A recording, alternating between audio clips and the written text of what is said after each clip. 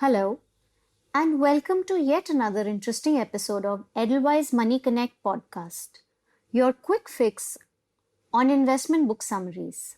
Here, Siptain and I will share with you interesting investment nuggets gathered from specially curated book summaries featured in our Edelweiss Insights book summary. You can read our book summaries and listen to our Money Connect podcasts on the Edelweiss Mutual Fund website, Spotify, and Google Podcasts. So, simply grab a coffee, sit back, and enjoy today's book summary.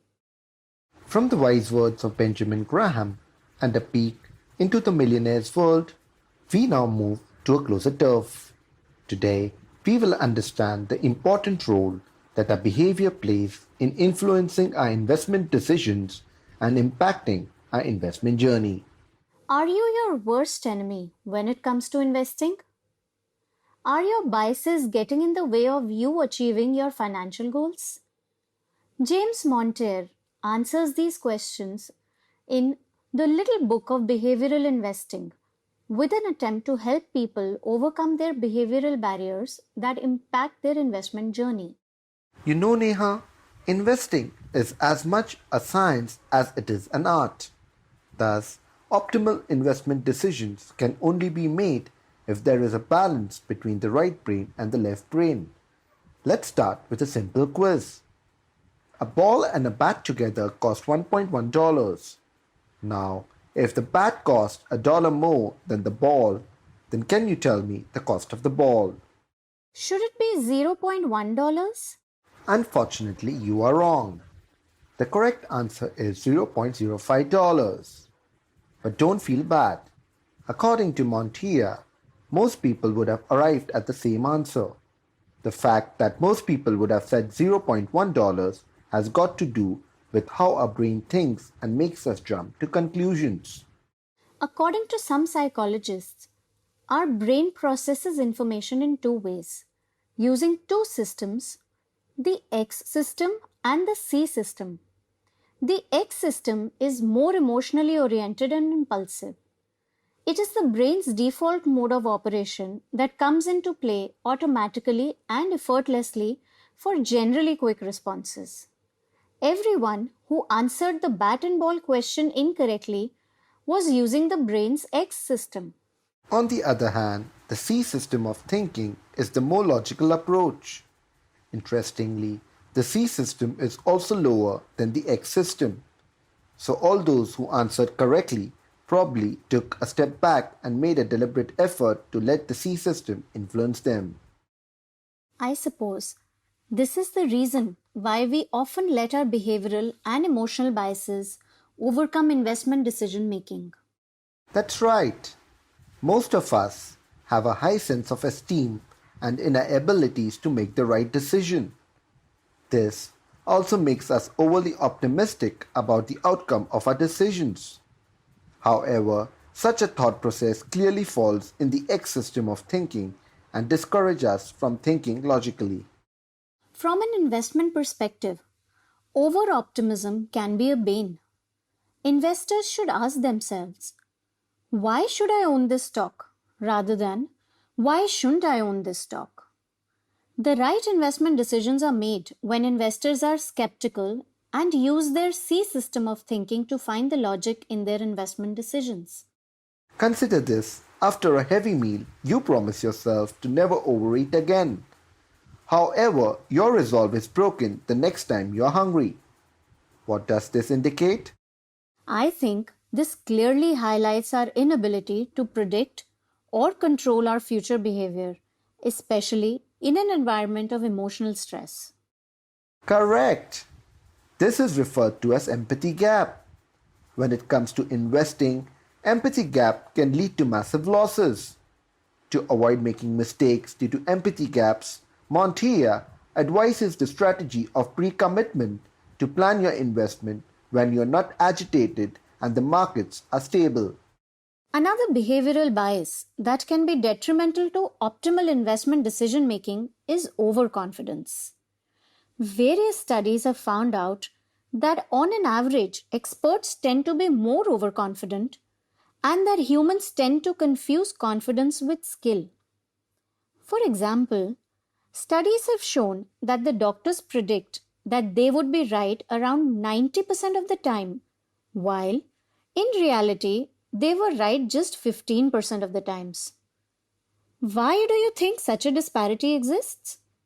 Well, I don't think I would ever go to a doctor who is unsure about his diagnosis. How can I be confident in his advice when he himself is not confident about it? Precisely. Now, think about fund managers. Many people are drawn to money managers who say things like, I predict a five-fold return on your money. Investors want to believe in the illusion that expert managers create and often confuse this with skill. Indeed, as Montoya eloquently put it, predicting the future in the world of investment is sheer madness. This has been clearly exemplified by Philip Tetlock. He conducted a study where he found that experts are only marginally better at forecasting than those who can make predictions based on a coin toss. Further, studies have also shown that more information does not necessarily lead to better investment decisions. In fact, often decisions are taken faster and more accurately when a lesser amount of information is available. This ties back to overconfidence. The more information a person has, the more confident he becomes. Another fallout of this is looking for information that supports our preconceived notions. Selectively is another enemy of rational decision making. This is called confirmation bias.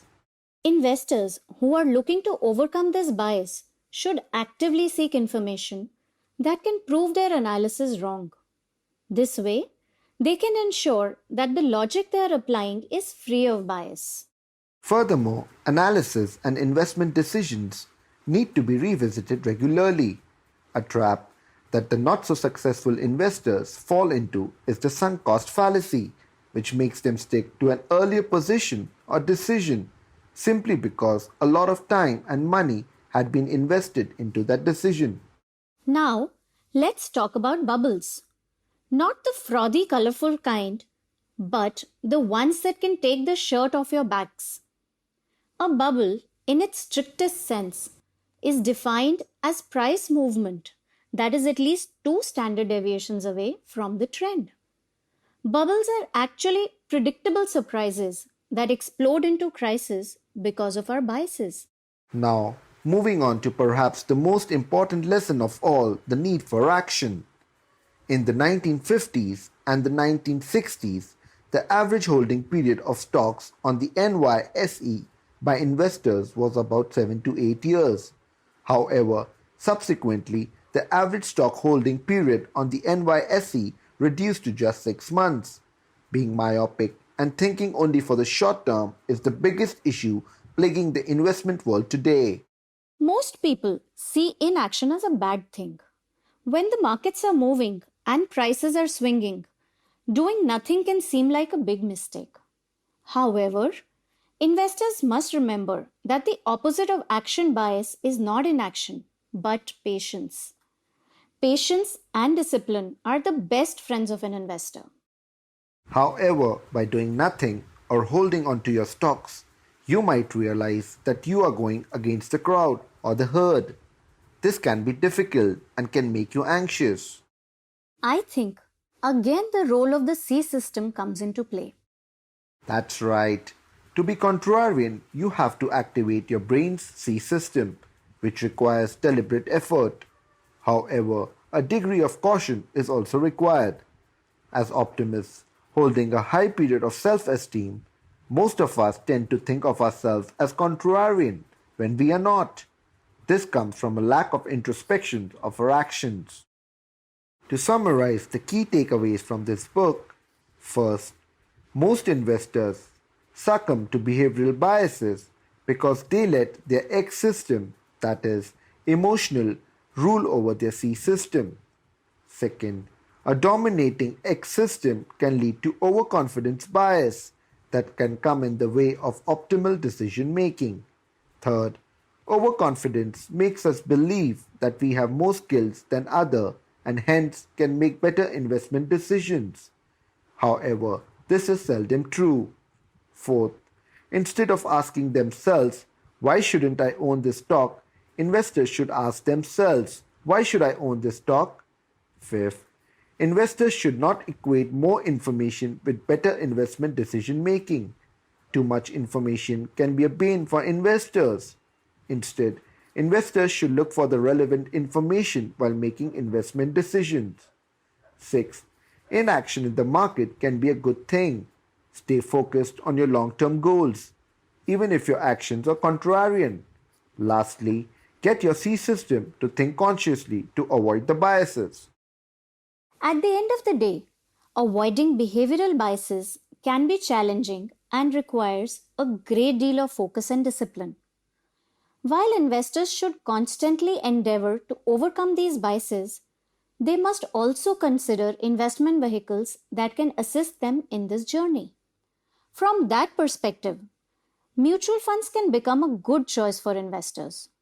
Mutual funds are managed by professional investment managers who invest the investor's money in a disciplined and judicious manner.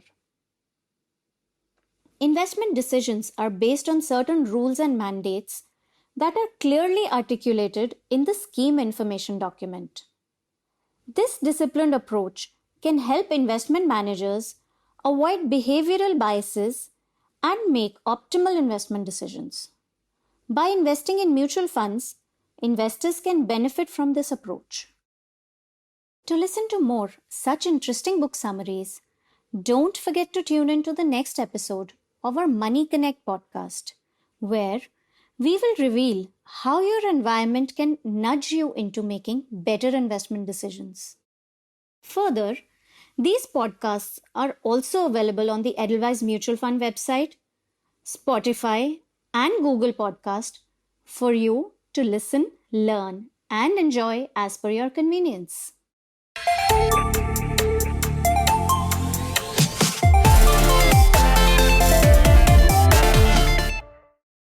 For further information on one-time KYC process, list of SEBI-registered mutual funds, and redressal of complaints, visit our website. An investor education and awareness initiative of Edelweiss Mutual Fund. Mutual fund investments are subject to market risk. Read all scheme-related documents carefully.